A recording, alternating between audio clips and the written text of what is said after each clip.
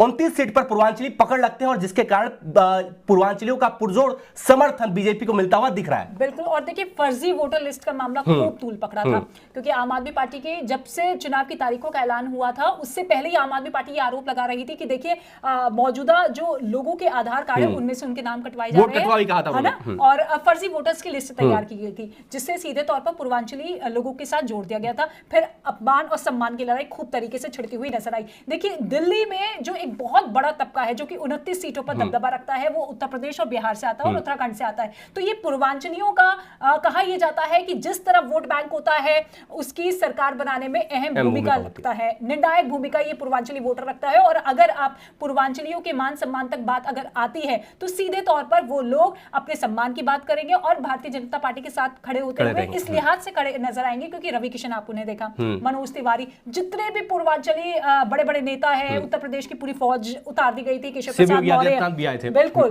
ठीक है। तो वो मुद्दा इस लेवल पर भारतीय जनता पार्टी की तरफ से उछाला गया था कि देखिए अगर मौजूदा सरकार ही दिल्ली की सम्मान नहीं करती है तो फिर ऐसे में किस तरीके से लोगों के लिए आगे विकास की बात की जाए। तो ये मुद्दा इतना ज्यादा आम आदमी पार्टी के खिलाफ होता हुआ नजर आया है कि आप कह सकते हैं कि एक मुश्त जो वोट बैंक है ना वो बीजेपी के साथ खड़ा होता हुआ दिखाई दिया है। 29 सीटों पर अगर बीजेपी बढ़त बनाती हुई नजर आ रही है 19 से 20 सीटों पे, तो सबसे बड़ा फैक्टर यही जा रहा है कि बीजेपी उस मुद्दे को कैश कर पाने में बहुत ज्यादा सफल होती हुई नजर आई है, क्योंकि हर तबके को साधने की कोशिश तो पुरजोर तरीके से होती है, लेकिन वो तबका जो कि जमीनी तौर पर आपके वोट में तब्दील तभी हो सकता है जब आप उसके जमीनी तौर के मुद्दे उठाएंगे, समझ रहे। तो बीजेपी उस चीज को कैंपेनिंग जो की है माइक्रो लेवल पर, आप कह सकते हैं संगठन को किस तरीके से मजबूत किया गया है, बूथ लेवल पर किस तरीके से काम किया जाएगा, क्योंकि आरएसएस हर एक कदम पर नजर इस लिहाज से रखता है कि केवल हवाई कैंपेनिंग नहीं करनी, जो भी बातें अगर हम बोल रहे हैं तो वो सामने वाले इंसान के जहन के अंदर जानी चाहिए, समझना चाहिए,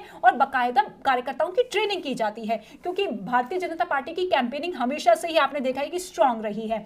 उसी चीज का बेनिफिट जो है, उसी चीज का प्लस फैक्टर बीजेपी के पक्ष में जाता हुआ नजर आता है। लेकिन अब आप देखिए 27 साल बाद अगर बीजेपी सत्ता में लौट रही है तो कितनी बड़ी जीत होगी, क्योंकि प्रधानमंत्री नरेंद्र मोदी की लहर 2014 में भी थी, 2019 में भी थी, लेकिन तब भी बीजेपी दिल्ली विधानसभा चुनाव नहीं जीती। लेकिन अब जब तीसरी बार जब लोकसभा चुनाव हुए तो तभी से तैयारी जो है की जानी शुरू कर दी थी कि दिल्ली का इतिहास इस बार बदलना है। बिल्कुल सही बात आपने कहा कि 1993 में बीजेपी ने सरकार बनाई थी, 1998 तक चली, उसके बाद बीजेपी ने 4 लोकसभा यहां से जीता, 1998, 2014, 2019, 2024। लेकिन इस दौरान 27 साल में बीजेपी दिल्ली की सत्ता से तो दूर रही, और लेकिन हाँ ये कह सकते केंद्र की सत्ता में 4 बार आई इन 27 साल में, लेकिन दिल्ली की सत्ता ऐसी थी कि जो बीजेपी को दूर दूर तक नसीब नहीं हो रही थी। लेकिन इस बार में आप देख सकते हैं कि बीजेपी बहुमत के आंकड़े को पार करते हुए नजर आ रही है और आप पीछे हुए जाती हुई दिख रही है। देखिए फासला लगातार बदल रहा है, अब 27 और 43 हो गया। अच्छा देखिए एक चीज बता दूं, केजरीवाल के लिए सिर्फ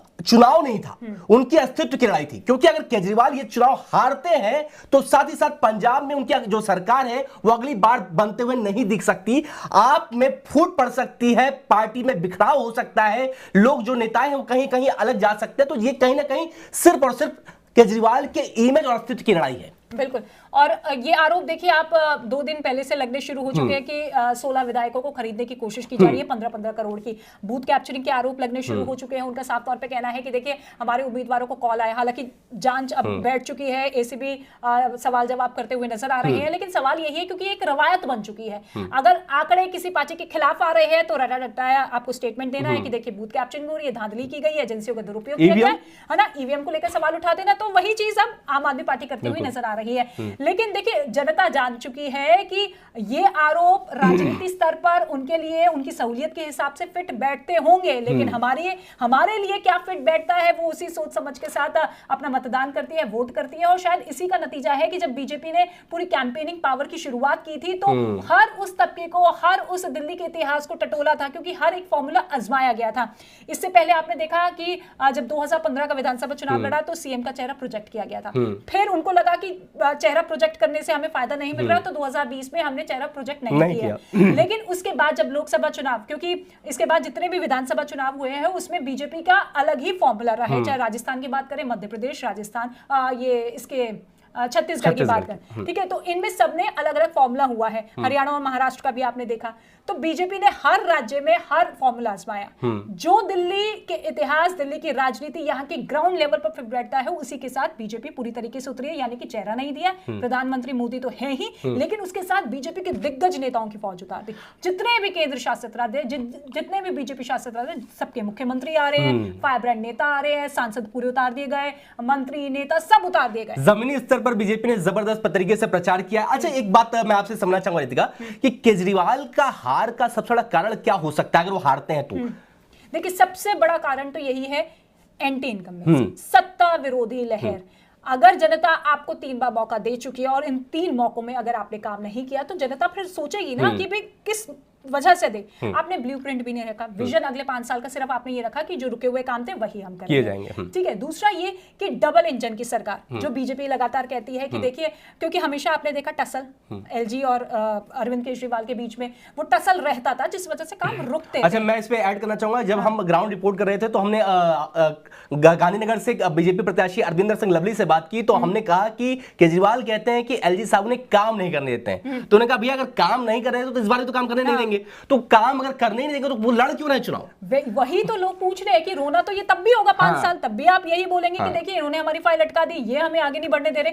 तो बीजेपी ये समझा पाने में कामयाब रही है। कभी ना कभी अनर्गल आरोप जो लगाते हैं उसके कारण भी ये फंसते हुए दिखाई दे देते हैं। बिल्कुल, ये कहीं ना कहीं जो आरोप लगाते हैं वो फैक्ट चेक करके नहीं लगाते। का मुद्दा था जिसको बीजेपी ने जबरदस्त कैच किया। खैर, उन्होंने कहा कि राजमहल मोदी जी का है, लेकिन बीजेपी ने इसको मुखर तरीके से कहा कि भ्रष्टाचार का आरोप केजरीवाल पर है। वो अपना कोरोना के समय जब देश परेशान था, कोरोना की त्रासदी से लड़ रहा था, उस दौरान केजरीवाल अपना घर बना रहे थे, शीश महल बना रहे थे। तो ये बहुत बड़ा मुद्दा बीजेपी ने उठाया और जिससे जो गरीब तबका था उनको उठाने का काम किया, उनको बताने का काम किया। और कहते हैं कि बीजेपी जब, जैसे आपने कहा कि बीजेपी जब अपना चुनाव प्रचार करती है तो वो सिर्फ ऊपर हवाई नहीं करती, वो एक नीचे तबके तक भी लेकर के अपनी बात पहुंचाने की पूरी कोशिश करती है। इसमें बहुत बड़ा कारण संघ का भी साथ है। और एक और चीज है कि मोदी की जो गारंटी होती है वो गारंटी पूरी होने की गारंटी, इस पर जनता को भरोसा हो चुका है। बिल्कुल बिल्कुल, और इस बात को आगे बढ़ाएंगे कि जो मोदी की गारंटी है उस पर जनता ने कितना विश्वास जताया। लेकिन इस बीच बीजेपी सांसद रवि किशन का क्या कुछ कहना है, सुनिए जरा।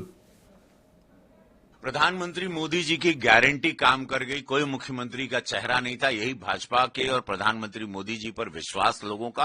पूर्वांचलिया, पूरे दिल्ली को दिल से धन्यवाद। पूर्वांचलिया, वो सारे लोग